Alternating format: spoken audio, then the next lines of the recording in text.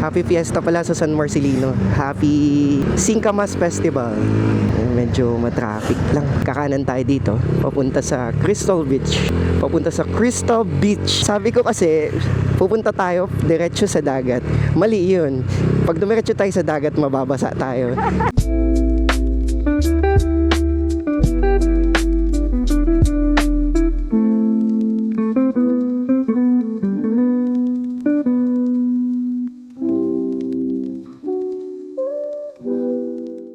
What is up mga boss? Magandang hapon. Dahil Sunday ngayon, mag-rides kami kasama ko si Mahal.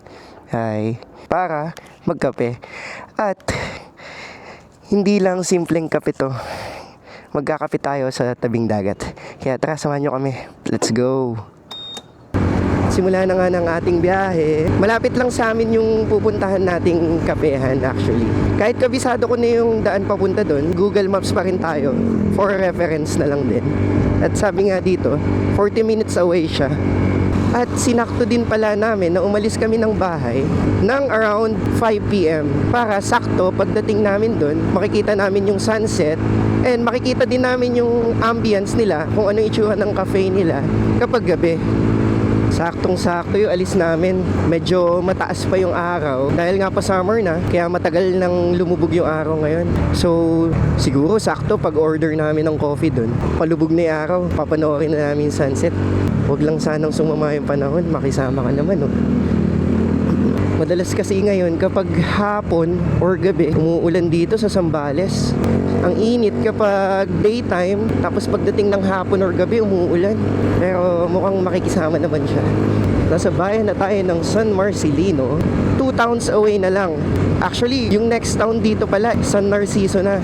Dapat 2 towns away dahil may San Antonio pa. Pero kasi may bypass road sa San Narciso, kaya diretso na tayo. Nakaka-excite magkape. Actually, hindi ako nagkakape talaga eh. Dito lang ako natuto sa kasama ko sa likod. Siya lang nagturo sa akin magkape. Ngayon, mas malakas na ako magkape sa kanya. Madalas na akong nagpapalpitate at hindi nakakatulog.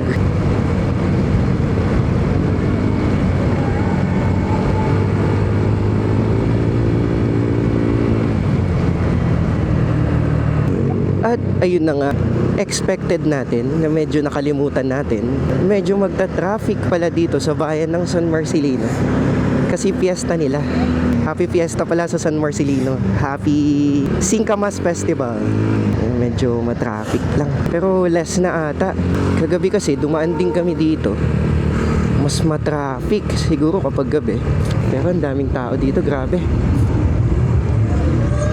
Grabe, ang daming tao. Dami ding naghihintay ng sasakyan. Buti na lang hindi tayo masyadong naipit sa traffic. Ang ganda ng view. Lalo siguro kung walang mga ulap ngayon. Sarap talaga mag-rides dito sa Zambales ng hapon tsaka ng paggabi. Sobrang peaceful. At nandito na nga tayo sa dulo ng San Narciso Bypass Road. Daming mga tourists na bumibili ng mga pasalubong nila, ayan, oh, mga riders. At kakanan tayo dito, papunta sa Crystal Beach.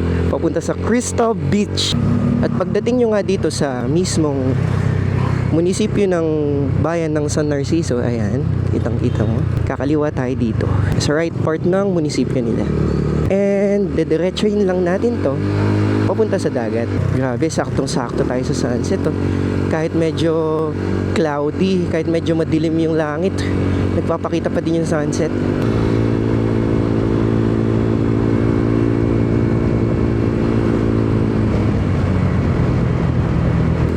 Correction lang guys, dahil sinita ko ni Mahal.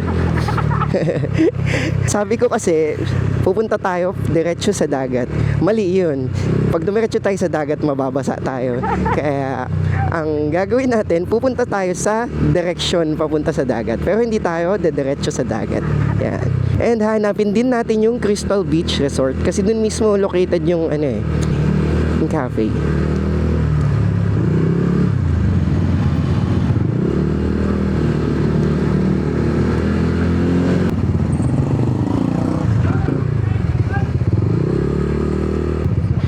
And pagdating natin dito sa plaza, kakanan tayo dito.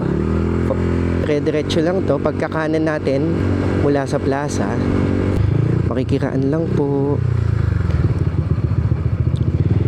May kiraan lang po kami. Pasensya na po. At nandito na nga tayo sa Crystal Beach. Ito. Ayan. Crystal Beach Resort. Saan kaya pwede mag-park kapag pupunta lang sa Waves Coffee? Tanong natin.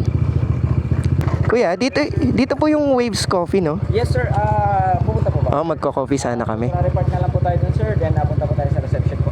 Okay. Thank you po.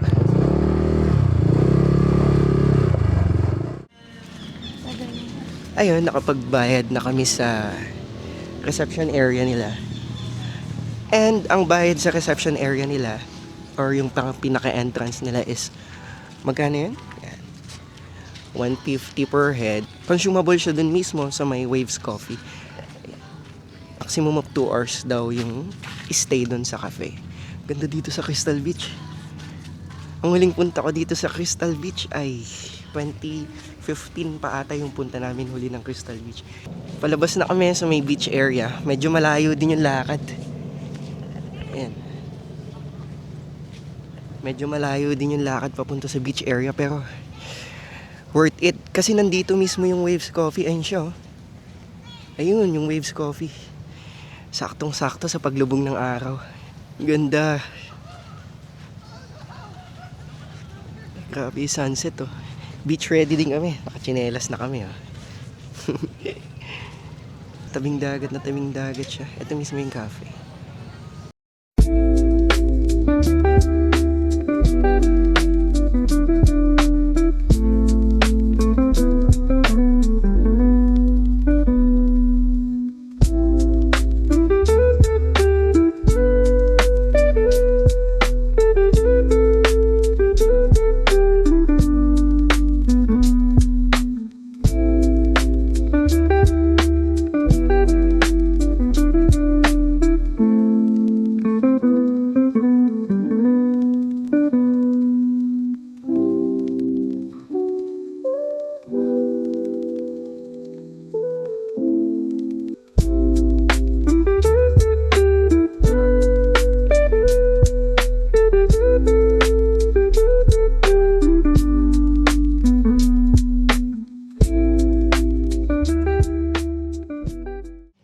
Ayun guys, tapos na kami mag-coffee.